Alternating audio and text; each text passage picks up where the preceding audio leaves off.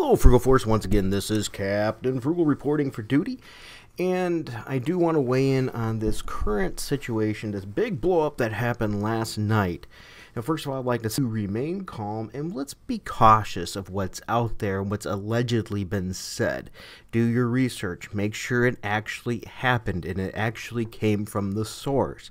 Too many times we're hearing this person's a racist or whatever this is, but yet there's yet to be any proof or things or sexist or things that actually prove that. Look it up and look first. Or an artist said this and they're trying to pick a fight. Instead of just assuming that you know what's happened, go and do the research yourself. Just like in this video, take it at its word.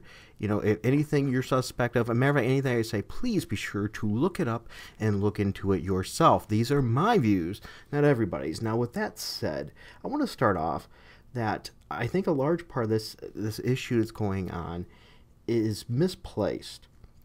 All right, let's be honest here. A lot of these group of people that are having dissent are not anti-anything. Okay, they're not anti-diversity of any sort. Now, with that, I'm going to talk a little bit stemming off of that. People just want a particular product, and the consumer is asking and pushing for a product. A group that has been outcast for a long time. And now think about this. Comic books used to be not the popular thing. And just not too terribly long period of time, they've grown into popularity. But this particular, the group in general in comics, these weren't popular people. And now they've been thrown into the spotlight. And now think about how this would rub them the wrong way. If you're into a group, or a niche group, and people tend to look differently upon you, you banded together. Well, now the very company that they support and rallied with has ostracized them and pushed them out. Think about the impact of that. The very group that you were a part of that banded you together are now turning on you and calling you bad things just because you have issues with their product. That causes a major concern and a major issue. Now, so many issues have rallied because of that. And here's part of the problem too. Both sides have extremism, and extremism is never a good thing.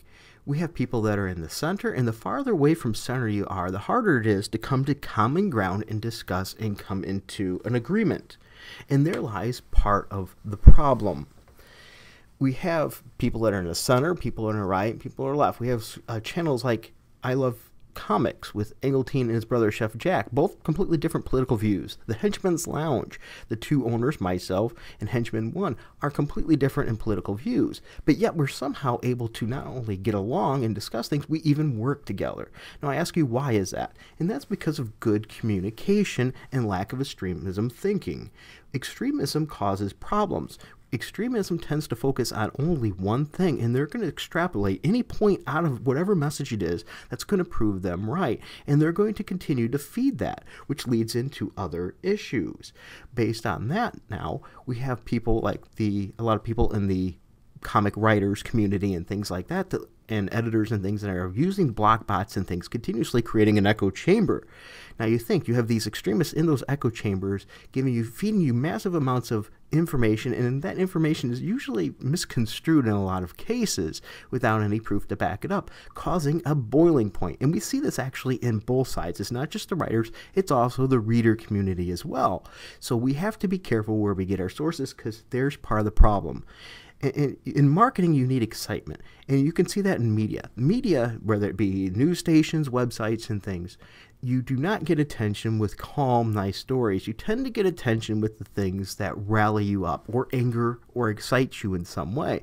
And therefore, the extremists get a better pedestal and can excite more people. So when you have people like Dan Slott that blocks everybody and poses sometimes extremist views, it ripples farther and harder and faster.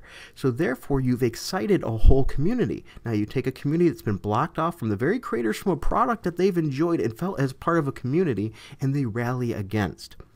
Now, therefore, you have a back and forth. You have the extremists on both sides causing massive problems, whereas more people towards the middle and slightly to the left or skewed to the right tend to be able to even come to common ground. For a great example, there was a video not too long ago that I did with Engeltine on Nightwolf Games channel with some others as well, like Drunken Comics and things. And Drunken Comics, I give him a lot of props. He hopped onto there and participated in that, where he was outnumbered greatly in thought.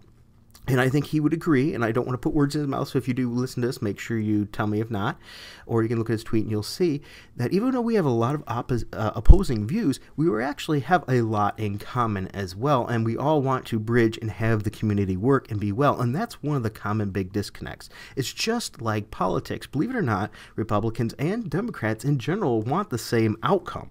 They just have vastly different ways of achieving that, and we're seeing that here. Now, when one also seems to be critiqued, if you are thin-skinned and get critiqued, the first thing most people like to do if they're thin-skinned is, rather than going, what can I learn from this, they start making excuses and putting up blocks for that. And we're seeing a lot of that in the comic book industry. Rather than saying, okay, my comic was probably written poorly, or this wasn't good, it's, oh, you don't like me because I'm female, or whatever race it is. And that's just wrong. Absolutely wrong. Now, once again, there is extremists that do believe that way. Do not get me wrong. I'm not saying that there isn't. Please. And it's on both sides. So we need to be very careful. So ultimately, communication is a problem. We need to stop blocking people, stop trying to go for the gotcha moments, and spread and be careful what information is spread, and just look into it. Now, just before I go into that, because some of you right now are probably, well, he's a racist, homophobe. No, I'm not. First of all, yes, I am white. I have no problem with that. I am a fundamental Christian. I believe in Christianity and loving all. In my family, we are very diverse. Not my personal close-knit family, but the farther we go in our family, we get very diverse. My brother, for example, married into a Mexican family. Absolutely wonderful. Adds that diversity in there. We have Kenyans in my family. Okay, all kinds of different avenues and things. So, it's not going from a racist standpoint or anything. That's absolutely ridiculous. It's the opposite. I see we have these great and wonderful communities that we get together and absolutely love it and flourish rather than fighting each other. So communication is a fundamental error. We need to get better communication. We need better communication between the writers, editors, and the fans. They've got to quit being so thin-skinned, and some of the fans need to be less abrasive. Next thing I think we need to do is, it's realize it's easier to call people names and shut down an issue rather than talk about it. We need to stand up, all of us together, and be a moral high ground. Quit with that stuff. Stop with the instant attacks and look at the message. Let's discuss the issue, not each other. We're all guilty of that, myself included. So we need to be more careful. And I'm going to do a little bit of attack right here. Ron Mars. He's a great example. I think personally he's getting into this, and this is just my subjective opinion. I could be 100% wrong. I think it's because he's irrelevant and he's trying to become relevant again. You look at that, he's pretty much been non-existent in comic books. He's been doing very little small shows. His books don't sell hardly anything. But if he can generate enough interest and get back into this group, he can get back into that circle again. So therefore, he's going to try. And these people, once again, he's an extremist. He's one that's going to do that and use the opportunity to propagate himself. And we need to be careful about anybody doing that. All right. So one thing is people, the customer, the consumer, they want to be heard. As I said, that's where blocking is a problem.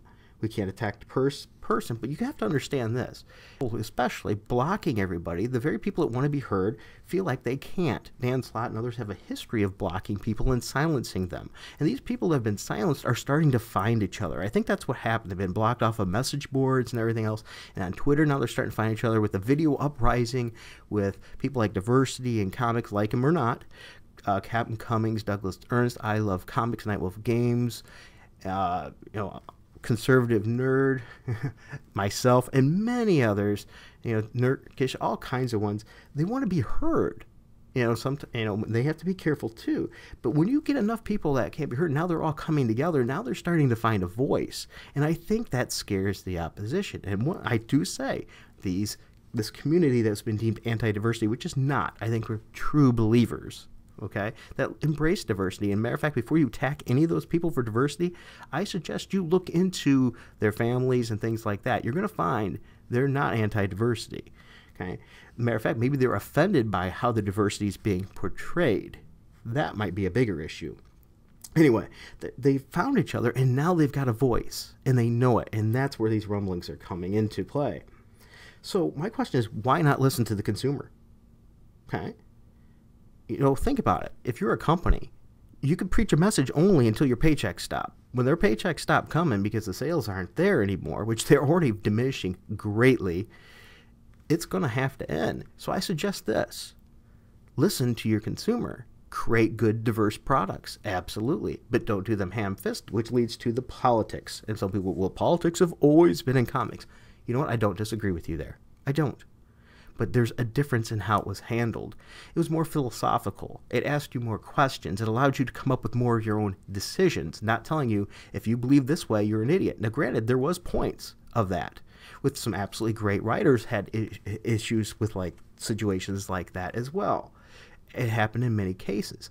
But the difference is it wasn't every single issue, and it wasn't such an amount and so much in your face. You could hit a person once in a while, and they're going to take it.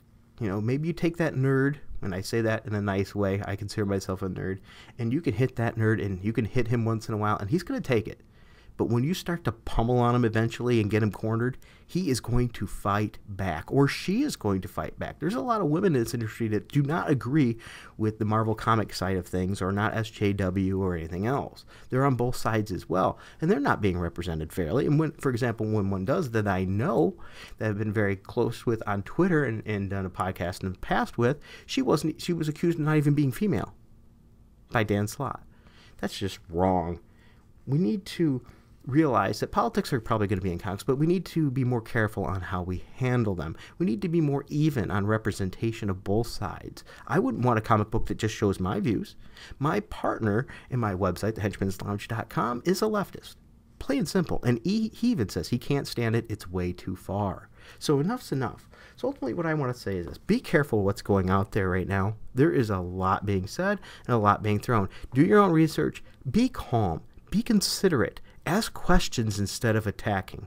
This is an opportunity for everyone in this comics community to grow, to get better. Heck, we might even be able to help Marvel and the very ones that we seem to be against, just to be able to change. As maybe everyone's got too negative a view of each other, and it's just creating a toxic environment. This is our opportunity. We can make this, mend it, and get it back together. We can have a bigger community than ever before. Let's stop fighting as much. Let's exchange conversation and learn from each other. All right, so that's my views. I hope to be able to do some more live streams and talk with some others on this, too. I just felt like I needed to put this together because a lot of people were asking me for my views on this. And I've been sort of holding back, because I'm a big believer in facts. Get the facts and look at it first. So a lot of this still is alleged. I don't know for a fact that Mark Waid said those things on his Facebook. You never know. It could have been, hacked or it could have been fake and things like that. Allegedly, those things were done. Ron Mars pretty much owns up to a lot of his stuff, and that's just the way he is. He doesn't talk to fans. He talks at fans or at consumers because he doesn't have many fans. So ultimately, just be careful. Let's be considerate. Let's be one approved. And what I mean by that is, do you want to be somebody that everyone looks down on? I want to be that person when they go into the room, they know that the talk should be right. Not when it comes in, it's time to make it toxic. I want to know when I come in the room that we can have a discussion. I want people to feel that they're open to discussion and it's not just going to be closed off. That we can come to an agreement. We can do this. Well, thank you very much for listening. I greatly appreciate it. I'm not going to plug this with any kind of way to sponsor me or anything of that nature. I just wanted to put this message out there. Thank you, everyone, for taking the time to listen to me. And feel free to share your thoughts, too. And until next time, keep it frugal.